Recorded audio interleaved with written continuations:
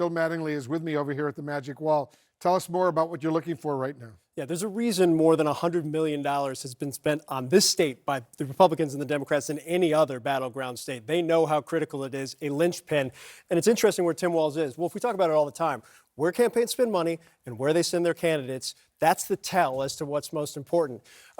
Coming into the Harrisburg area for vice presidential candidate Governor Tim Walz is important because this is one of the few counties outside of Philadelphia and those collar counties where Democrats traditionally hold a pretty significant advantage. Joe Biden back in 2020 by about 8 points, 8.5 points. What did Hillary Clinton do back here in 2016? A narrower margin. So we've talked about it throughout the course of the day. We'll be talking about it all night.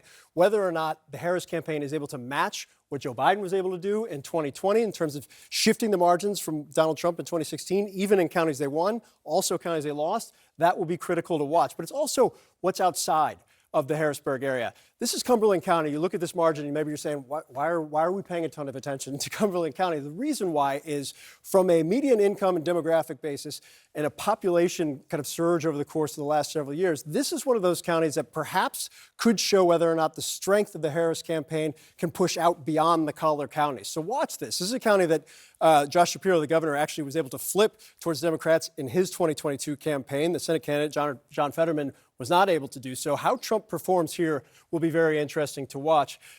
We talk a lot about Allegheny. We talk a lot about Philadelphia. We talk a lot about collar counties. I think there's a couple places that I'm most interested in going into the night, Wolf, and that is kind of this western PA area right here where there's a significant amount of vote. It is a place that Donald Trump is expected to win rather handily. Whether he can bump those margins up is key.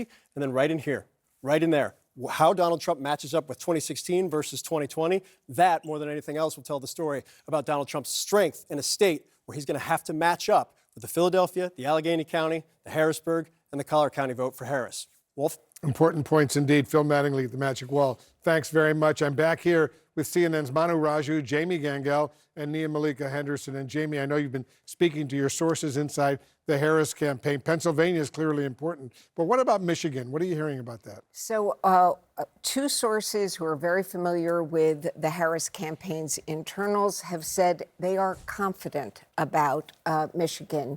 They think that they have Michigan. They think they have Wisconsin. You get mixed reads on some of the other states. Some people say, you know, we're going to be good in North Carolina. We're going to be good in Georgia, Nevada. They don't know yet, Wolf. Jen O'Malley Dillon, the campaign manager, said, I think the word that everybody has to listen to, they have to be patient. They don't know yet. She also has said that they can win without Pennsylvania. They want Pennsylvania, but if they get 2 out of 3 of North Carolina, Georgia, what's my third one? Arizona. Not Arizona, Nevada? I think Nevada. Yeah, Nevada. 2 of 3 of those 3, they're not so confident about Arizona that they can live without Pennsylvania. I just want to point to one other thing that they are looking at, and that is older voters. And this actually has to do with that Iowa poll we saw where Harris was up unexpectedly. A Republican source of mine just texted me and said that his mother is a lifelong Iowan. She last voted for a Democrat in 1960. She voted for Donald Trump twice, but the source said after January 6th, she vowed to never support Trump again. She felt that not voting or a write-in vote would be a vote for Trump, so she voted for Vice President Harris. Interesting indeed. Right. Manu, how likely, based on all your reporting, is what we're calling a trifecta?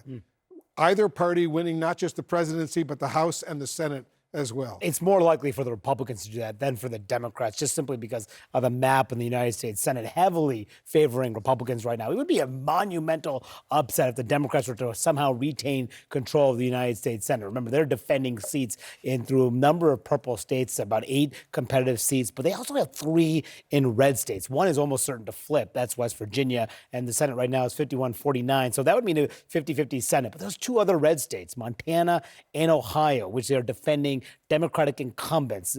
They would essentially have to run the table, and they have very few pickup opportunities. Really, just Texas is the one opportunity, and that's what's to be seen as a long shot. So just to keep the Senate at 50-50, that's very difficult. The House is an interesting situation as well, because there are so few true toss-up districts in the House, maybe 8, maybe a dozen or so. A lot of them are in New York, in California, in the suburbs and the like. Typically, House races go with the presidency, but given where these are and how few there are, perhaps there's some sort of split verdict among voters where the president may not have a House in his or her same party. So there's so many different variations that could play out, but Republicans having total control of Washington is the most likely scenario. If you look at Democrats, would have very little chance given the Senate. Nia-Malika, I know the Harris campaign, that they're really hoping for a big night in some of the blue wall big cities that we're talking about, cities like Philadelphia, Pittsburgh, Detroit,